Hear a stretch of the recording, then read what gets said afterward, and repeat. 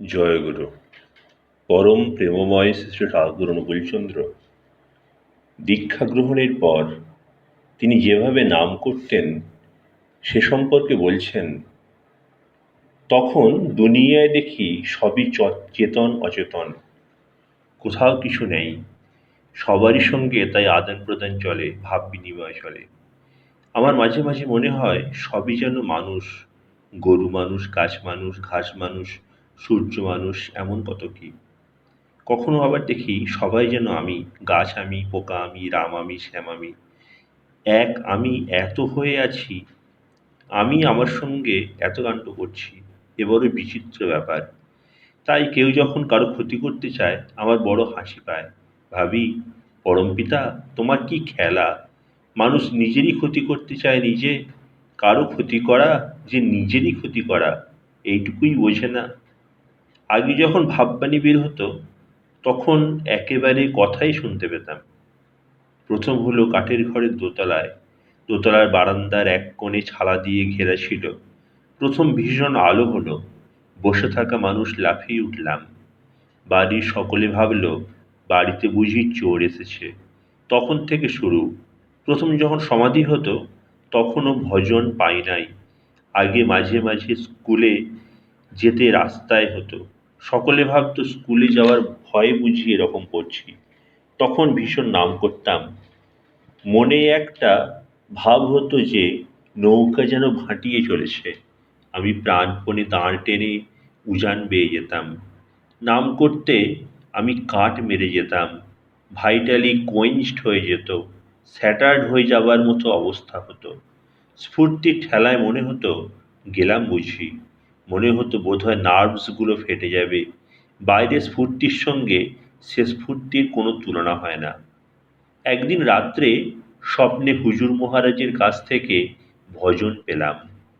সেদিন থেকে শব্দ শুনতাম। হঠাৎ মন শব্দের দিকে চলে যেত, আর জগৎ থেকে মনটা সরে যেত। প্রথম যেদিন জ্যোতি দেখলাম চিৎকার করে লাফিয়ে উঠলাম। রাজেন্দ্র চৌধুরী শুনে চোর চোর বলে চেঁচিয়ে উঠেছিল।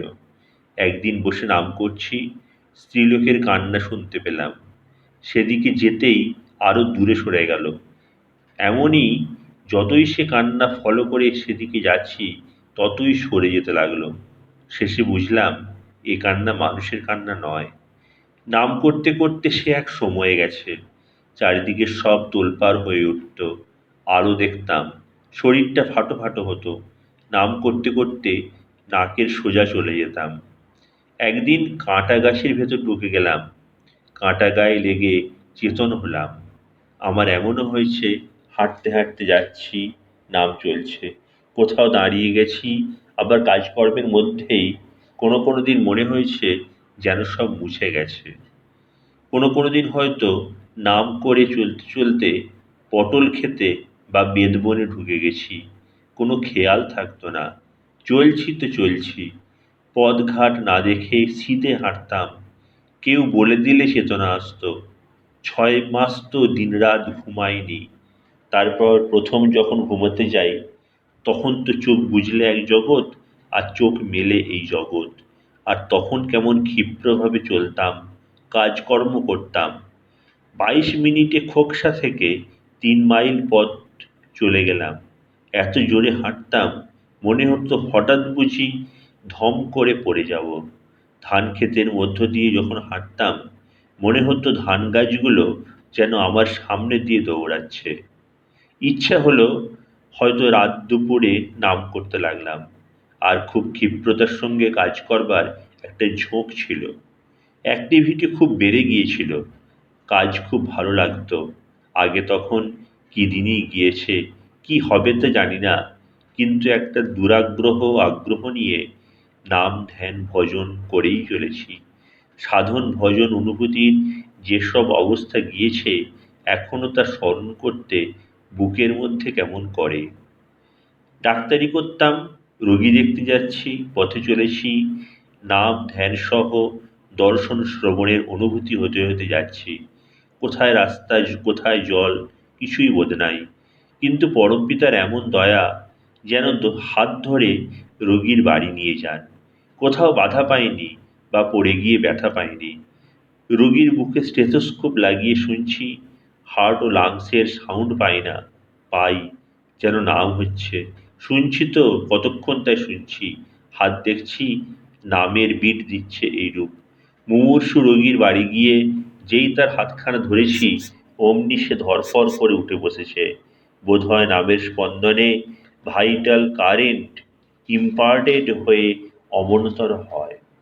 মন সর্বদাই একমুখী হয়ে থাকত, যেন টেনে নামিয়ে বাইরের কাজ করা হতো, আবার যথাস্থানে আপনি চলে যেত।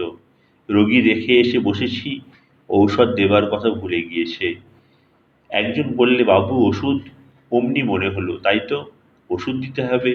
আর যেই মনে হওয়া, অমনি ভেসে উঠল একটা ঔষধ বা প্রেসক্রিপশন।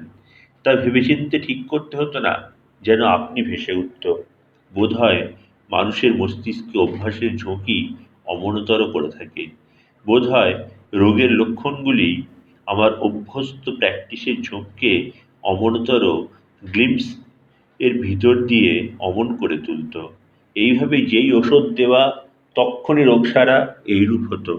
আবার কখনো কখনো ভুলে বেশি ঔষধ দেওয়া হয়ে যেত। হয়তো যার একটা ঔষধ 5 গ্রেন বা 1 ডোজ দেওয়া দরকার, তাকে হয়তো 10 গ্রেন বা 2 ডোজ দিয়ে ফেলা হতো। কিন্তু পরমপিতা যাতে ওই ঔষধ অতিরিক্ত ব্যবহার না হয়, তা গার্ড করতেন।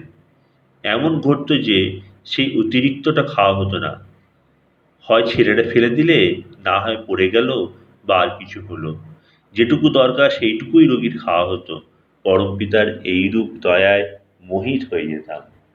ছোটবেলায় ঘাসের বুকে শিশির বিন্দুকে দেখতাম, যেন গোটা সূর্যকে প্রতিফলিত করছে সে। দেখতাম আর মনে হতো, শিশির বিন্দু যদি জগৎ প্রশমিতা সূর্যকে বুকে বহন করে বেড়াতে পারে, তবে আমি যত ক্ষুদ্রই হই, আমিই বা পারব না কেন পরম কারুণিক পরমপিতাকে বুকে বহন করে বেড়াতে? শিশির বিন্দুর মতোই তাকে ঠিকরে দিতে আমার সারাটা জীবন দিয়ে। এই সব কথা ভাবতাম, আর বুকখানা যেন আনন্দে 10 হাত হয়ে উঠত। এখন দেখছি ছেলেবেলার ভাবনাটা মিথ্যা কখনো নয়। রবীন্দ্রনাথও তো এই কথাই বলেছেন তাঁর মতো করে কবির ভাষায়, সীমার মাঝে অসীম তুমি, বাজাও আপন সুর, আমার মধ্যে তোমার প্রকাশ, তাই এত মধুর। জয়গুরু।